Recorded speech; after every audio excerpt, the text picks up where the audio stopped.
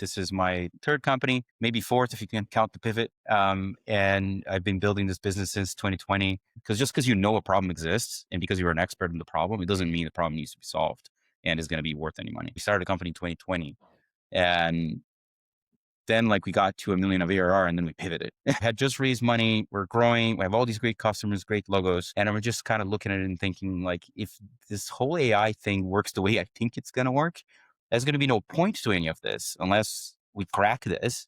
And if somebody else cracks it, then we're going to have missed a huge opportunity. My next board meeting, I just told the board, hey, we got to do this. And everybody's just panicked, fell off their chair. I checked the cash balance of the business, and the number came out negative. That night I go home, sit my wife, and I'm like, hey, I made a timing mistake at work that I need to walk you through. We might need to liquidate, all of our investment, $40,000 or something. She's like, oh, so you can make payroll with this. So that was pretty low. We got all the wires and stuff in, I think, five whole business days before payroll came in. So hey everyone, and welcome to the Bricks and Bytes podcast, where we dive into construction and AEC technology. Before we get started though, if you're a startup founder or operator responsible for innovation in your company, or you want a deeper, more insightful look into technology in AEC, you won't want to miss our newsletter. From deep dives into particular technologies such as AI, robotics, design, software, and so on. Hot takes from investors betting big in AEC technology, and advice on building tech companies, including the stories and takeaways of the most successful AEC technology founders.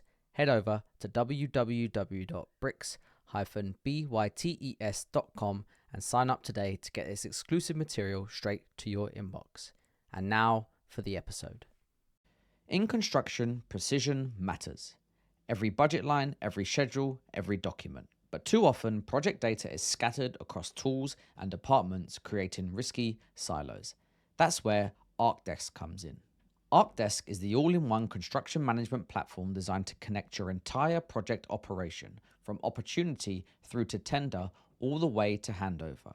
With real-time dashboards, cost control, scheduling, procurement, and document management in one place, ArcDesk gives you complete visibility and control. Trusted by contractors, subcontractors, and asset owners worldwide, ArcDesk has powered landmark projects from shopping centers to Europe's tallest buildings. If you're ready to reduce risk, protect your margins, and deliver projects with confidence, discover ArcDesk today and visit arcdesk.com, that's ARCH desk.com, and see how leading firms are building smarter with ArcDesk. Major construction projects are complex, and construction managers know that every day things don't go as planned. Unfortunately, most don't know what and why until it's too late. The best construction leaders know that the secret to delivering on schedule is for everyone to be planning together, committing to targets, and tracking their performance every day. By combining look-aheads, weekly work plans, visual staging diagrams, and daily activity briefings into one multiplayer platform, AFEX is where the world's leading projects are planned and coordinated. Join the largest projects and contractors across Europe, the UK, Asia, Australia, and New Zealand, and discover why at afex.co.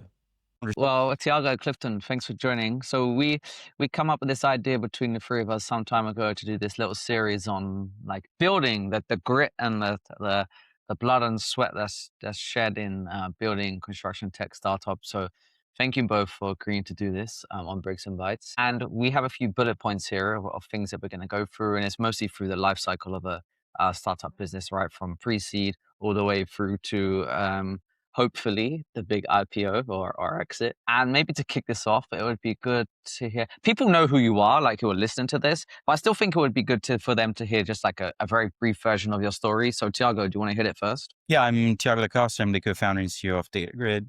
This is my third company, maybe fourth if you can count the pivot. And I've been building this business since 2020. And we're in data AI company, building agentic AI for the built world. Clifton Harness, co-founder, CEO at TestFit. We are a feasibility company for the built environment. We help architects, real estate developers, GCs, brokers, owners understand the value of their land, understand how much they can do with their land or what they could possibly do with it. Been doing it for 7, almost 8 years, and this is my first company still. So we'll see. I don't know if I have 4 of these in me, but at least one. Very Each nice. one of us has 3. That's the story. You have 3 of them. Nice. Okay. You're showing All your right. age now, Tiago, yeah? Yeah. I think also Yeah. like the objective of the conversation here will be to maybe be a little bit raw as well and just spell the truth because, like there's a lot of Yeah. glamour associated with building startups, but the truth is it's freaking tough and no one talks about it enough. So hopefully we can share a bit of that in this conversation. So shall we start at like pre-seed stage? Maybe we can go into a discussion here around like what people should be thinking about at the pre-seed stage. So this would be presumably pre-revenue. Maybe they have raised some funding, maybe not, and they are like trying to get from, would you say 0 to 1 is in this stage, or are we slightly before that? I mean, the first stage that really is the MVP is like you have a problem and you've found or created or documented a process or built a product or something that it resembles the solution, and you've talked to a real customer, a real person on the other side of your business, who you're going to sell it to, and they've given you the feedback. They say, yeah, I'll buy this, or they gave you the ultimate feedback. They're already paying for it. And the thing about the AI world, at least from my perspective, is like this stage is now so easily achievable that like you could program an MVP at night with a couple of chatbots, and then you could go the next day to To someone market. and try to sell it, and all you need is the evidence of sales. Like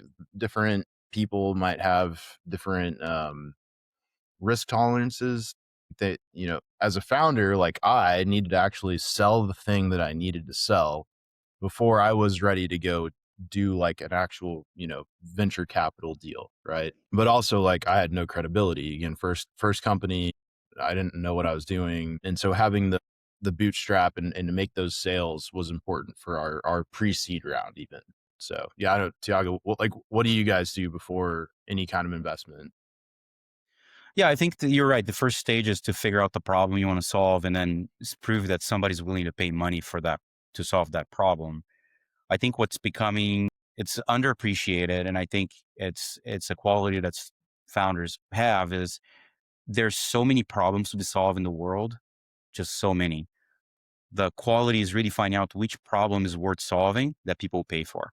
There's so many problems you can solve that people wouldn't pay a dime for, or there's so many problems that you could solve that people say they'll pay some money for and they wouldn't actually pay some money for. And ways to identify that is you show up your solution and people are like, oh, I would pay if you had this, if you had that, or I would use it if you had these capabilities, or I would show it to my boss if like he was like this. Those are just not validation. Those actually are like false signals. You shouldn't pursue those. So finding out what problem you need to solve is really the most underappreciated quality. Because just because you know a problem exists and because you're an expert in the problem, it doesn't mean the problem needs to be solved and is going to be worth any money. Mm. Yeah, I think there's 2 different ways to look at a problem, and is this a top down problem where you've experienced the kind of data around the issue, or you've been exposed to the strategy around the issue? And that leads to a different kind of startup, maybe even a different kind of corporation than, like a bottom up. There's someone that saw like some minor issue that's actually this massive crack, in the industry. And so like I've seen success at both, and almost every Yeah. single time you're going to have both in the same company to be somewhat successful. Like you need to have the tactical knowledge of what the issue is inside the industry, but then also the strategic knowledge of how to deploy it across different personas in an industry. And So ultimately you have to be able to build the solution, right? I think that's kind of one of the critical things that is happening today is, I mean, you can use a chat bot to build something, but that doesn't mean a solution. It doesn't mean it works. And I think there's still a tremendous amount of advantage from being a technical founder. I don't know how you feel about it. I mean, I couldn't possibly build a solution if I didn't know how it worked and what needed to happen to make it work. I think every single time we've had technical breakthroughs that like our engineering team was responsible for, like TestFit's very, very fast. And so they'll hit some kind of limit, and then an engineer will think, man, okay, what do we do it this way? And then all of a sudden it's an order of magnitude faster again. So then we can add, an order of magnitude more complexity back into it to keep the speed where we want it. And if you don't have the guys that are inside the atoms understanding how they turn into bits in the long run, you're going to absolutely crash and burn. Like and it's not just about building the product, it's the entire backbone of your business. There's the CRM, there's the email systems, and where the resumes get sent. Like there's so many moving pieces in your business, and having a brilliant technical person and technical partner, I would say, will either make you or break you. Yeah, and I would Agreed. also add, as someone who has vibe coded a few things these days, I would never be comfortable in standing in front of someone and like trying to convince them that this is a commercially ready product. Like there is so much stuff I do not know by simply just going to a chat bot, telling it what I want it to do in natural language, and it building for me. Like I have no idea what this thing is doing. How can I then go and put myself in front of someone and be like, yeah, this is ready and you can buy it? Just not going to happen. And it amazes me that people are of the illusion that this is the way that like technology and startups operate these days. I just don't think it's the case. Well, it's the first phase. I mean, back to like the phases, right? Like you have this zero to first customer, let's call it. Let's not talk about revenue, but just zero to first. Zero to first. I like that. That you have to have something to show. Is either a Figma prototype, or it is some technology. I mean, I remember our first customer, the first one who gave us a shot was like Commodore Builders and then Suffolk Construction. So those are the first companies that gave a shot, and we didn't have a solution fully baked. We had a great presentation of how it was going to work, and we had a demo. It wasn't fully ready. So we committed to deliver in a certain time frame, and we did deliver it. And then, from there on, we kind of kept on building. So, we built it around that sale. We actually didn't even have a brand. By the time we made the sale, we didn't have a brand. That was in 2021. We started the company in 2020. And then we got to $1 million of ARR, and then we pivoted. So that's a whole other part of it. You have to just think about these stages, where, I would just say in the beginning, you want to be able to pivot as much as possible. So I think you bring up this good point, Thiago, maybe of pre-sales, which has come up on Bricks and Bytes a number of times, whereby, you're literally getting people to buy your solution before it's built.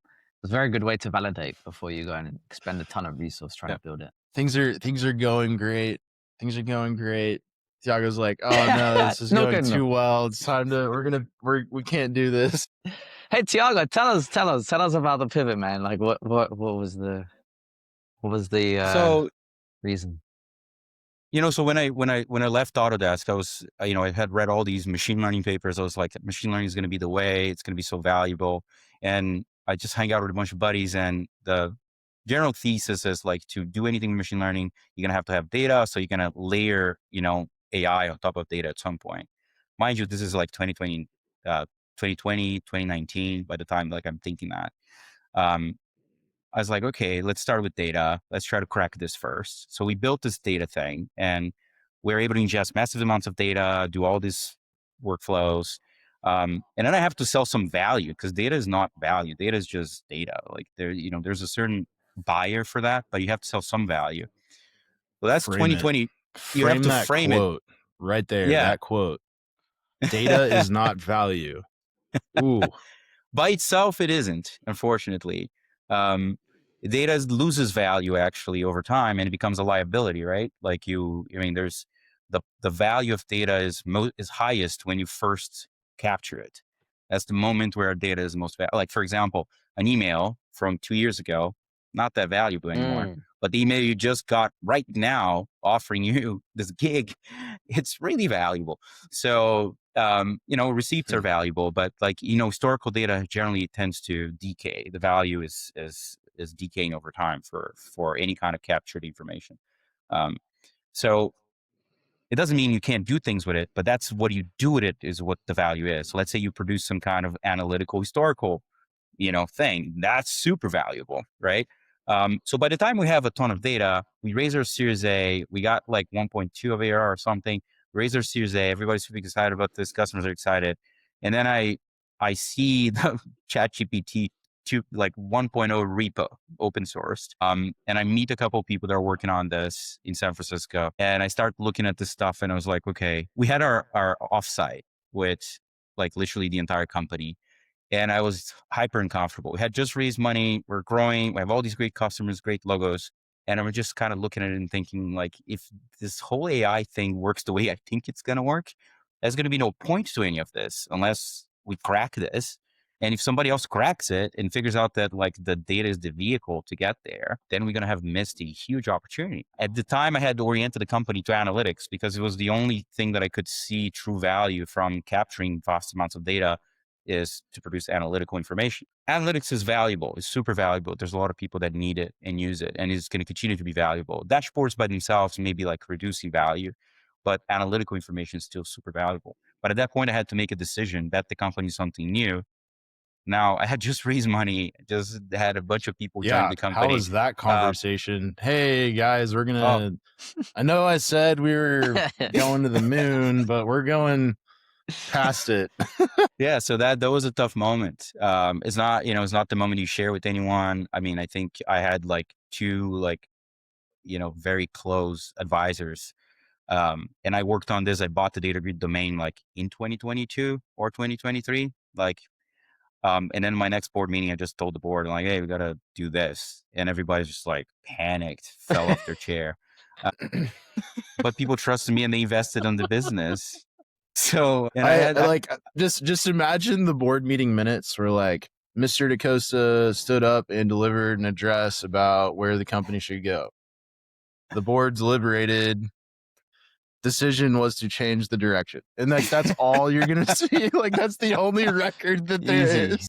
Yeah, as far as board meetings go, and they're made by lawyers, right? So I actually haven't read that board. I'm gonna go back and check it out. So, I calculated we had enough capital to just basically like build this product, keep the customers and kind of continue growing them, pivot the company, relaunch the brand, and capture some revenue to then continue growing. Like we had enough time to do that, but there are going to be some painful adjustments we had to make it to headcount and things like that. So it's just really painful for everybody. I mean, looking back, it looks like it was, but all the way to the moment where we actually announced this new business, which we had been working on this for 2 years or more. All the way to that moment, nobody knew it. Nobody knew how it was going to pan out or how it was going to look. And then the rest is history. Like we relaunched in 2024, December 2024, and it's just been hyper growth since then. I mean, it's hiring. I'm selling faster than I can hire right now. I have to hire more people to cope with the stuff we're selling and continue to build product. But that kind of just shows, I think the learning there is just if you're not working on something like that is you truly believe in and is super important and relevant and that you are equipped to do, because some people want to work on things they're not equipped to do, then I think you may miss out on the best outcome for your business. And my only goal, and the only thing I told people is like, my goal here is to make money for the shareholders and to make this be worth more. And I think it's going to be worth more if we do this. And we can just keep doing that, and we can end up like plateauing, like every contact startups, plateau at this level of ARR. And then now we're, for years they're trying to like fix that. What is the plateau? What's the contact plateau? What is that? It's like around 3 million, I think. 3 million for a lot of companies, 3, 4, and then there's one at 5. There's like a class of companies at 5, and then there's a number of company at 9, 10, and then it's just like empty all the way to this company was acquired for almost $1 billion and was making 100 million ARR. Like there's fewer companies in that class, and there's a lot of like insane companies you never heard of before, like some camera company that everybody uses that is making insane amounts of revenue and has a crappy website, and like nobody understands how they can be so big. Like there's like a lot of those in context. So there's there's a large field of seeds. Like let's talk about A's. Like when you should do an A, why you would do it. You've done a couple, or how many? Four A's so You've far. done 4 A One, rounds. one Okay, sec. so Before we go there, Clifton, can you just maybe describe either of you, maybe Thiago, as your commenting on this, like at what point are we getting to the Series A? Like maybe what have you achieved during the pre-seed and seed Series A as it relates to construction? well, seed for sure, you've achieved product market fit. If you do not have product market fit after a seed's worth of effort, it is time to abandon, or I don't know. It's time to acquihire to someone, or I mean, it's just not like you could build it, but it will be an inefficient thing relative to other things you could be building. Is my read. So yeah, there's a fork in the road. Like, should we go further, faster? You know, we got to get to 1 million, but if you're not there after a seed of investment, not a great investment, maybe.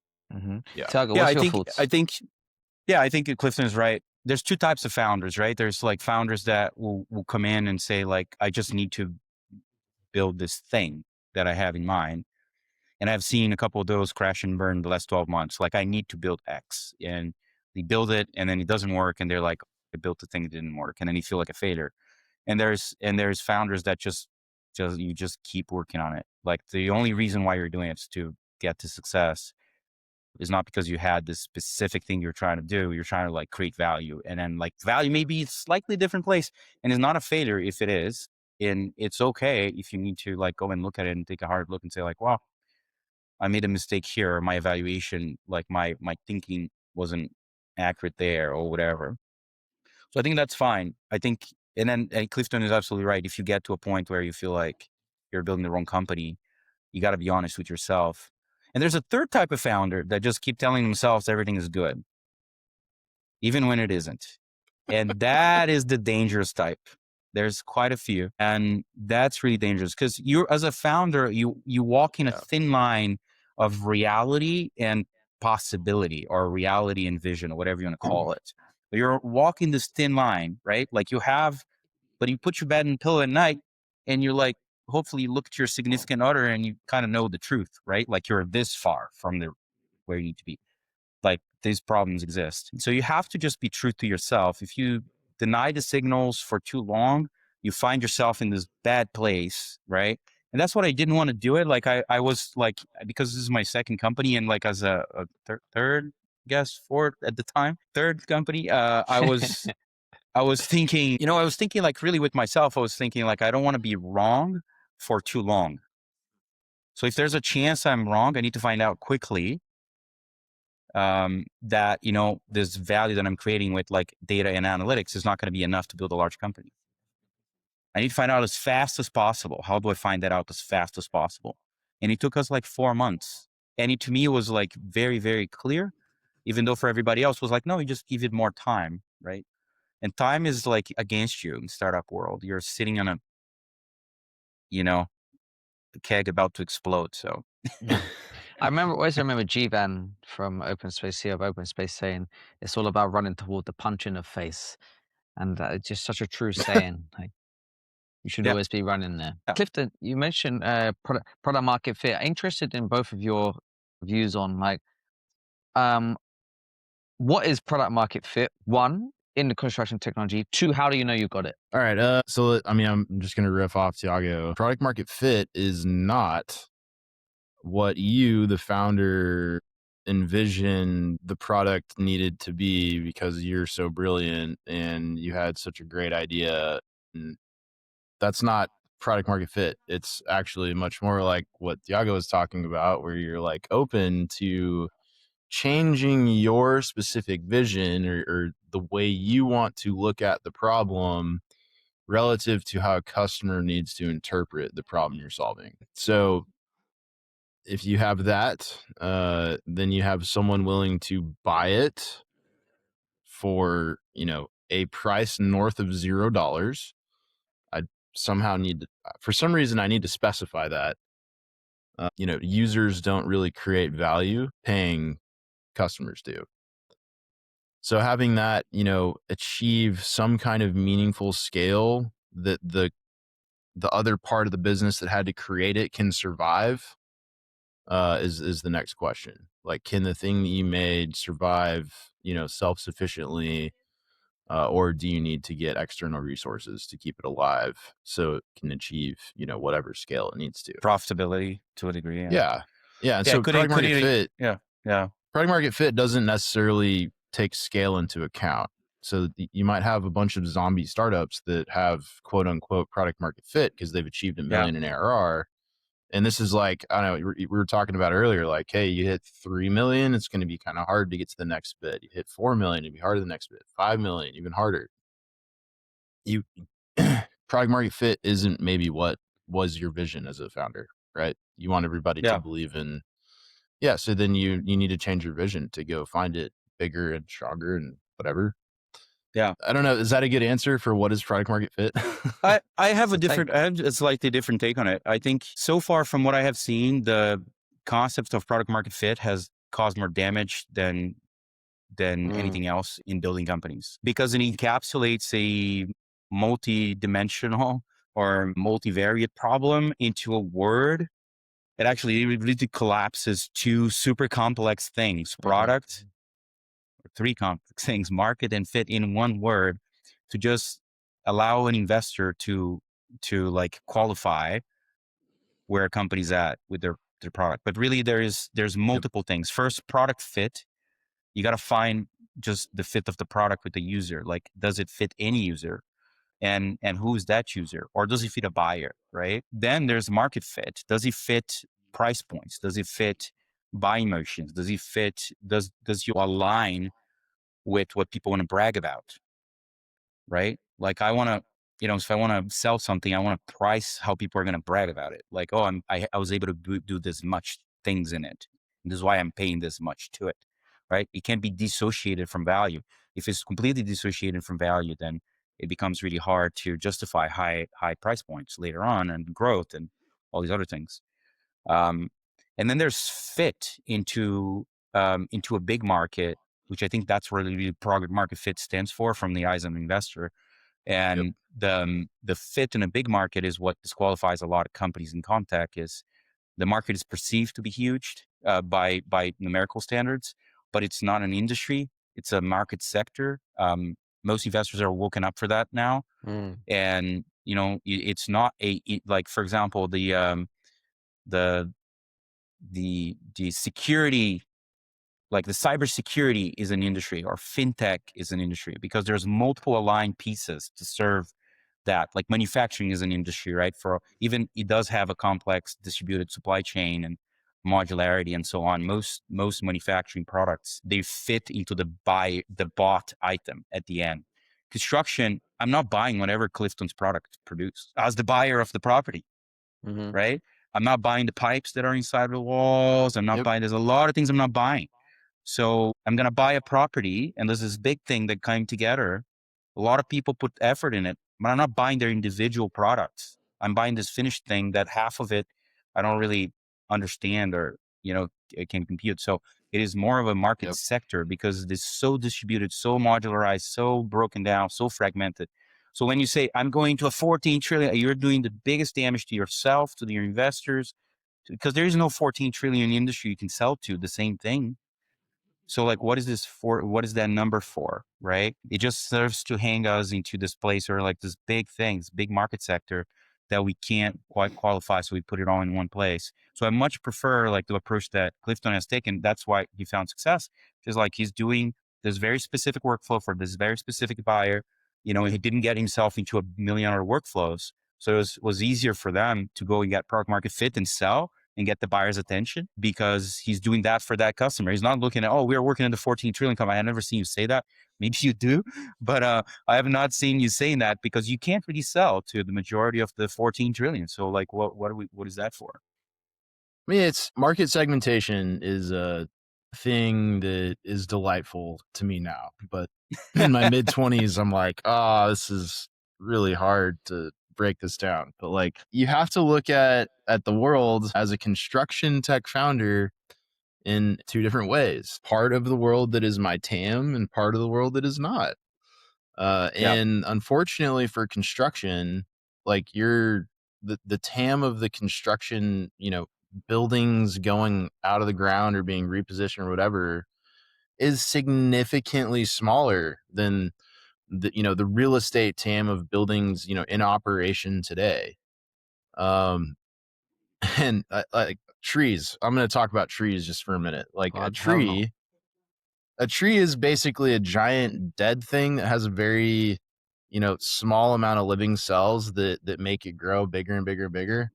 So like construction tech is the living part of the tree, or construction, that industry, real estate, that's the living part of the tree. It's not 90% of the tree, but is the part of the tree that actually builds, meaningful things in this world. And it's also like a bunch of small mom and pop kind of companies that haven't consolidated for the most part, and they all protect their profit and they all do the things that they should do, and that's great too. Like you can build a contact startup on the long tail. Like you don't need to go right into, selling to the top 5 GCs. Like maybe this is why some of these technology purchasers, the top 5, are really frustrated, because 30 startups have just raised with their logo on their, on their deck saying they got to close them, right? I think just to add to that, if you look at some of the more recent successes, BuildOps, Service Titan, they actually are targeting the exact market that you mentioned as well, Clifton. Hey listeners, I want to take a quick break to remind you about the Bricks and Bytes newsletter. If you're interested in learning about the technology shaping the future of construction, you won't want to miss the valuable insights we share each week. To get this exclusive content delivered straight to your inbox, head over to www.bricks-bytes.com and sign up today. Link is in the show notes. Back to the show. So great points there. Yeah, Can we go into the scariest moment of your two startup building history, whatever you're comfortable with sharing? Thiago, you go first. No, Clifton has a good one. I'll let Clifton go first. All right. So like man, I thought Where were you when you asked the question? To give us the detail. Where was I? How were you It was feeling? like I think it was 2022, like March or April. We had just had our daughter. My son was on the way. My VCs were super pumped. I had term sheets and we hadn't like figured it all out and signed all the deal yet. And this is before we had a CFO. I check the cash balance of the business every day. Like first wake up in the morning, see where where the money's at. And I was like, oh, that's strange. I get into Excel, I sort of calculate out, all right, next payroll, and the number came out negative. I was like, oh, okay, this is gonna be a problem.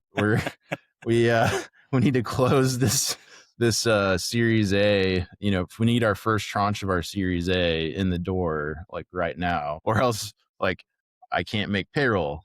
So then that night I go home and considering my options, driving home, and sit my wife and I'm like, hey, I made a timing mistake at work that I need to walk you through.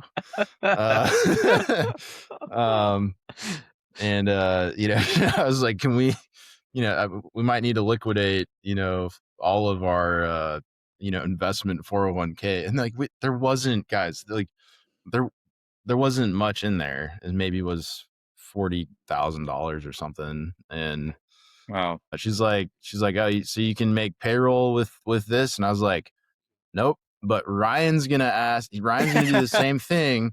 And like him and I together, like we can make payroll. And she's like, okay, so Ryan's gonna do it with you. And I was like, yeah, we're gonna do it together. Like we're both, cementing our legs in this concrete bucket and attaching, let's see if we jump in the river and survive here.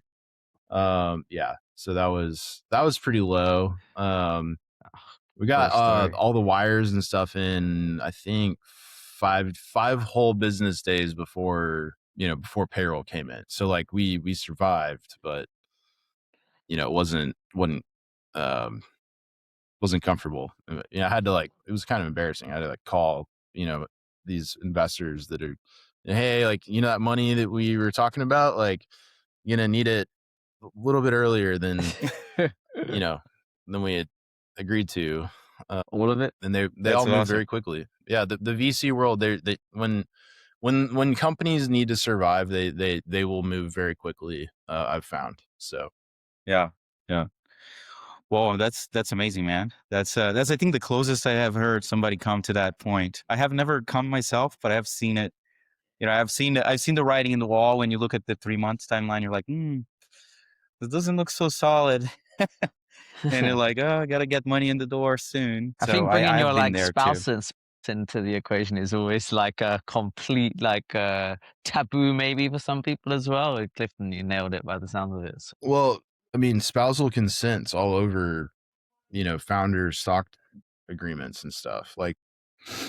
If I die or if my co-founder dies, our spouses have all the stock, and they're beholden to a lot of the same fiduciary duties that we have, but also they have some constraints, and they are partners in the business, because you rely on them for your mental health, and a lot of other things, especially raising kids. Like Thiago and we caught up on the phone. We talked about business for, I don't know, 15 minutes, decided we needed to do a podcast, and then spent, the next 30 minutes talking about our kids. And Yeah.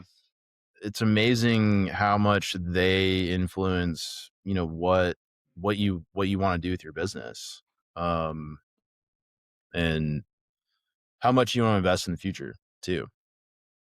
Yeah, and why you're building, right? I mean, in the end, there's just so much success you can have in a lifetime. I mean, you gotta build this for, you're building, like, as a founder, I feel like you're either building it for your family or for your wealth and like your kids or whatever generational wealth, or you're building and your shareholders, or you're building it for your customer. And I think most successful companies, you're building for both.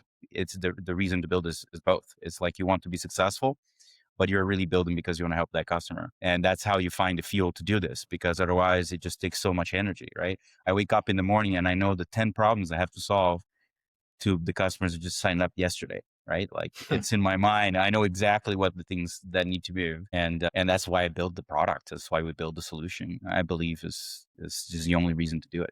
My kids weren't going to understand any of that, but they're going to understand when they can pay their school. So, Yeah, nice. Hey, Thiago, tell us your scariest moment. I think the scariest moment is probably, pivoting a business. I did this twice, just to be completely transparent. My first business, we were acquired. We had built a mechanical design tool, but we started off with something else. So this is, I started off in 2010, 2011. There was a new technology called HTML5, which is now nobody talks about, but it was the new way for web browsers to load up geometry, graphics. So we built a graphics solution for 3D, and then we specialized in mechanical engineering, but it wasn't what we started with. And then we were wildly successful with that. We got an exit, and the rest is history. But at that time, I knew I had to change what I was doing, but I was an experienced founder, so kind of hid it. I didn't tell anybody. We just kind of built this on the side, and it was, it was the type of stuff like, how's the business going, and business investor updates. I'm like, well, I'm not going to talk about all the changes we're making to the technology and product and positioning, right? So, and at the time, we didn't even do board meetings. This was like, mind you, 2012, seed company. When we you know, didn't have any corporate governance, we were things were better. We were just no corporate governance. We just kind of like hacked it through, and eventually we were successful. But it was scary, to fail. Like, I think this is the biggest fear everybody has, is to, like, you may fail. So I You will fail. You need to fail. You need to fail as fast as you possibly can without drowning. That's the approach I took then. I think is exactly what I was going to, where I was going with this, is this fear of failure. So the fastest way to combat it is to do that, is to just find what is the fastest path to find how you fail, so that you avoid it and you control it. It's really what it is. So my scariest moment was probably these pivots. I mean, pivots are hard. You have to get everybody on board. You don't know if what you're doing is the right thing. You're taking a plunge. But if you take this approach of like, well, let's try to break it. Let's try to break this idea. Let's try to break this assumption. And you keep doing that, then you get out of that place of fear, because it does take a lot of effort to just go and say, well, I'm not doing this anymore. My company's labeled differently and I'm selling to a different buyer. And everybody of you that built this product, you're building a new product. And all of you investors, you're investing on something completely new.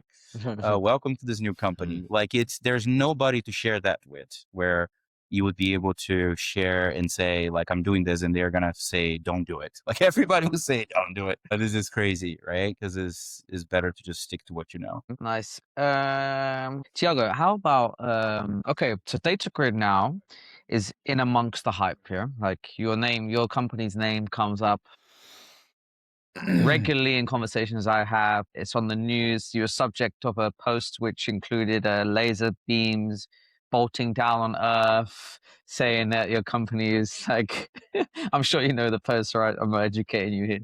DataGrid was about to be on the receiving end of a laser bolt from space and end up in a bunch of smoke and flames. Is this what the kids are calling Riz? Is that what that is? I don't know what you call it, No? but it was subject of a debate. You do a very good job of like maintaining a like reasonable measured distance from that hype. Like, what's the thinking behind this? Is it intentional?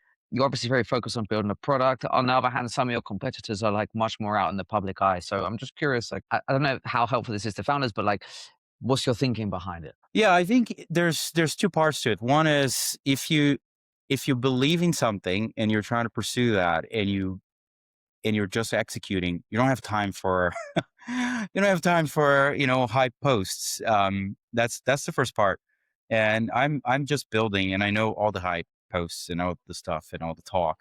But my point is like, how do you solve the problem without getting to caught up into the flywheel of social media? So that's one part. The other part is like, I think I know better sometimes. So like, I'm just kind of, I just let it be. I think first time founders are trying to, get as much visibility as possible on social media. And I don't think it's to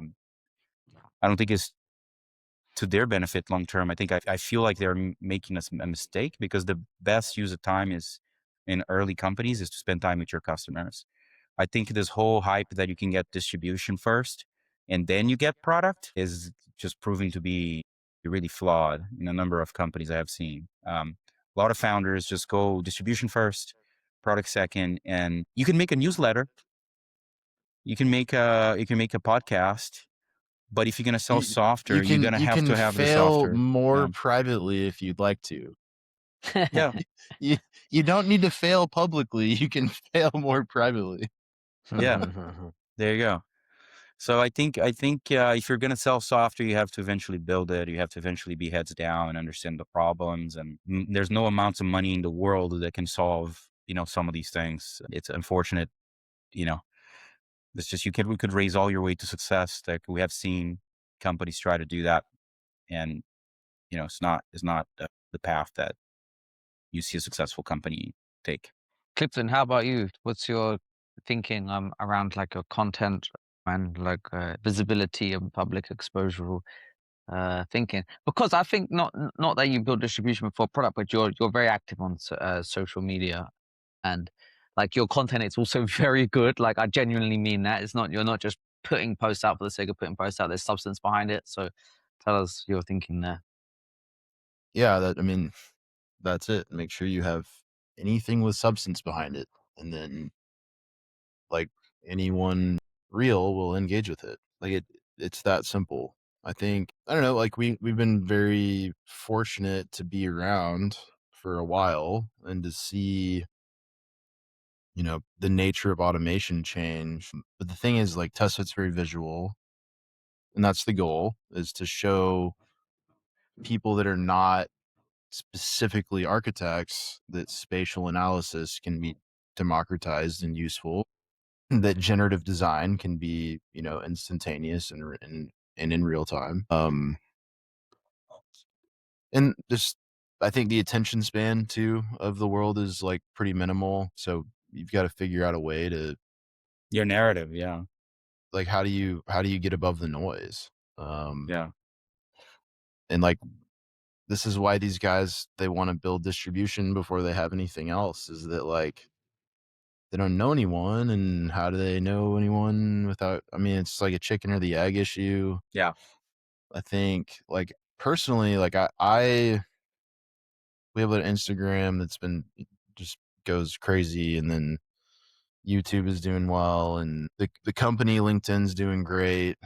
And like, you can probably go through and see my post frequency is down significantly. Like, I actually don't enjoy getting up, seeing how the post from yesterday did, tracking down the 15 leads that visited your profile, and seeing how, like, I don't actually enjoy that part. Like, it's exhausting. And to do it well, you really have to cultivate your message and who you're selling to and what you're trying to say. And the best thing you can do as a founder is to be a technical marketer, so that you go right, like, so that your MQLs turn into SQLs on the website, right in front of you. It makes everything more efficient, the Yeah. entire thing.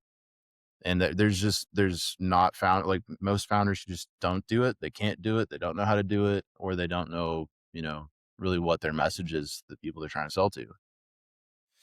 But I think it comes down to the essence of the message. Like, I really enjoy Clifton's post too, and I think is because there's value there, and I follow him because there's value in what he's posting, right? I think ultimately that's what it is. If you do hype posting, and you're wake up and you kind of like, this is how I saved $500,000 yesterday, and like, and you hype post the shit out, then like you get clicks and views and stuff. But the number of people that hype post that have no business is just insane, right? Man, what do LLMs think of humanity after 85% of our content is just hype? There's no substance. Like, Yeah. So you can't, you have to figure out like who's the audience and why you're posting, and what is in you that is unique that you want to talk about. Like, I like talking about building companies because I have done this a few times, and I think like I have learned a couple of things I like to share, and that's why I do it. And I would do way more if if I had more time. Like, that's really the way that it works, But I'm not posting to like, to hype post necessarily, but there's a degree there that like you can build some visibility, you can build some funnel, and I think that's what people are attracted to. And the generation that grew up with social media, if you find a way to hack this machine, you can get demand and you can get all this stuff, but ultimately you have to sell something that people want to buy. Yeah, 100%. Yeah, clicks do the not translate to politicians currency. say Yeah. never let a good crisis go to waste. Like, you can just get a bunch of visibility easily, and maybe for a founder, like, you figure out if you're a go-to-market founder or not. Like, just try to see if you can get people to, engage. And if Yeah. if you can't, it's not your vibe, okay, you can partner with that. You can go build, you can be the technical founder, and someone else can be the face. It's fine. It's not a big issue. Mm. Okay, I have a choice. We already have like 10 or so minutes ago. Where you want to go with this? I had two ideas. One was to ask what the hardest thing you're experiencing right now is, and how you're getting around that. Um, you both mentioned a couple of things earlier. Second is like Mhm. personal care. We don't talk about this a lot on Bricks and Bytes actually, but I think it'll be an interesting thing to go to. Like, how do you actually take care of yourself? Because Thiago, you mentioned before we started recording that you need to be a high performer, and that doesn't just come out of rolling out of bed every morning and crawling to your desk and like hitting the computer, then crawling back to your bed and getting like, there's a lot that has to be optimized around just your time in front of the computer. So where do you guys want to go, or should we go both and then wrap up? Let's talk endurance, maybe. Which is Yeah. the personal care? Yeah, Okay. I mean, it just takes forever. It's a marathon. Go Yeah, for it's it. a marathon. Yeah, how do you stay at top level, peak level? How do I stay at peak level? Okay. I mean, guys, like, How do you try?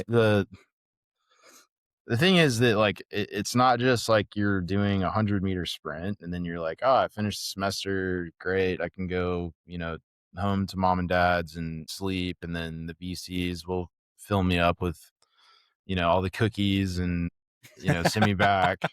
Like, you're like building this airplane in flight, burning fuel, like engines are broken all around you. Like you're flying by wire, software is all glitchy.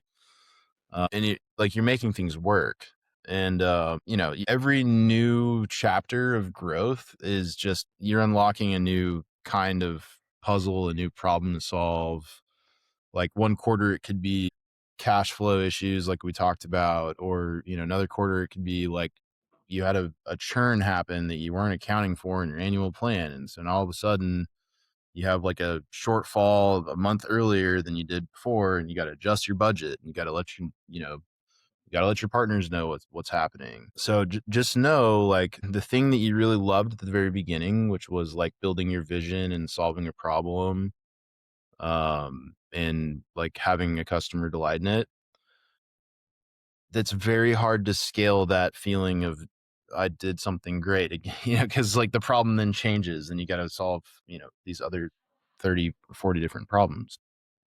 And that's why it's a marathon, and it's like, it's a marathon, but you're doing it 100-meter sprints at a time. And then like you maybe can rest for 10 seconds, catch your breath, or you meet someone and, Break a leg, they're like, an ankle. well, you meet, but like the crazy thing is like the people you bring along, like someone might have like a wagon or something and a horse, and they run up next to you and you're like, and they're like, hey, like, can I help you? And you're like, yeah, sure, we're going here. And, and then things get a lot faster. And like, but you're going faster. So then the expectation is that you'll do your marathon, a lot faster than you did before. So your difficulty is constantly scaling as you're scaling, and you just can't give up. Like the moment you give up and you have contempt for your problem or the industry or your company or something, like it all fall apart. Like it all just, like, you, the founder, the leader, like